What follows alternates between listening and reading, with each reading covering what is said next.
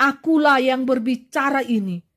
Adalah Dia, Roh Alfa dan Omega, yang awal dan yang akhir. Mari, mari, mari, datanglah. Perkenalkan Ibu Fei, mempelai Kristus di dunia.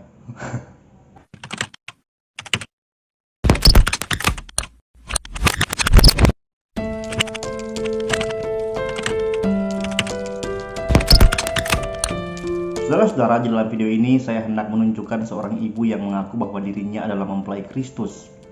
Nama channelnya adalah Hidup U Besar Bersaksi.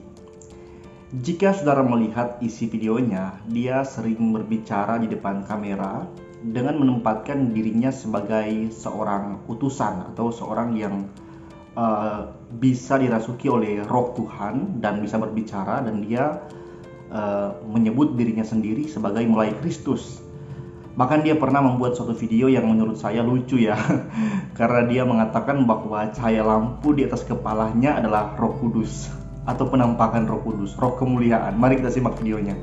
Biarlah peringatan ini dari alam roh, dan kalian akan melihat Roh Kudus itu berupa burung merpati ada di atas kepala mempelai saat ini. Dunia, saksikanlah spektakuler pertunjukan alam dimensi Roh Kudus dan kebenaran. Perhatikan baik pertunjukan alam roh ilahi kebenaran. Roh Kudus burung merpati berupa burung merpati di dalam cahaya keilahian. Pedang bermata dua, pedang roh ada di atas kepala mempelai. Marilah, marilah, datanglah kepadaku, hai kamu sekalian yang lemah, yang letih, yang lesu, dan berbeban berat. Mari, mari. Roh mempelai memanggil, mari, mari, marilah.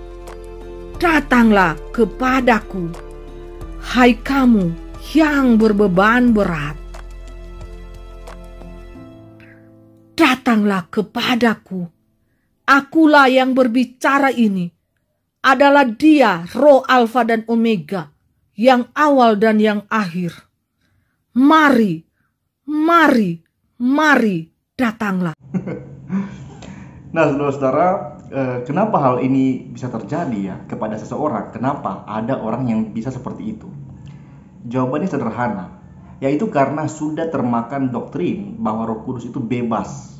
Jangan membatasi kuasa Roh Kudus. Roh Kudus bisa melakukan apa saja, ya termasuk merasuki Ibu Fei dan mengklaim dirinya sebagai mempelai Kristus. Karena banyak sekarang doktrin yang berkata bahwa jangan batasi Roh Kudus hanya dari Alkitab. Roh Kudus bisa melakukan hal-hal di luar Alkitab. Karena hal-hal seperti itu, dan inilah akibatnya ketika mengatakan doktrin tidak penting. Ketika jemaat tidak diajarkan ajaran yang benar, yang sistematis tentang siapa Allah di dalam dan hanya melalui Alkitab.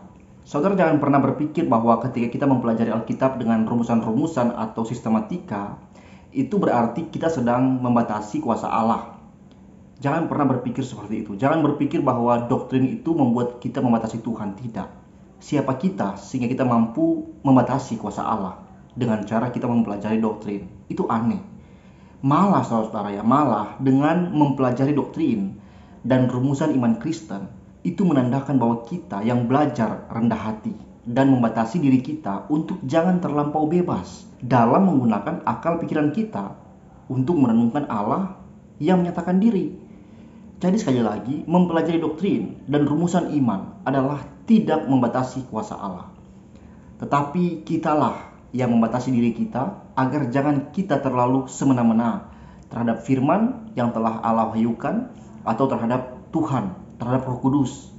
Ya, mari saat ini orang-orang Kristen punya hati, punya kerinduan yang besar untuk mempelajari doktrin-doktrin yang sudah diajarkan dari orang-orang terdahulu di dalam gereja, ya, tentang Allah Tritunggal, tentang Kristus, tentang Roh Kudus, tentang gereja. Semua itu untuk membuat kita semakin teguh dalam iman kita dan tidak mudah menjadi sesat seperti ya tadi yang kalian lihat tadi. Sekian video saya, Tuhan memberkati. Shalom.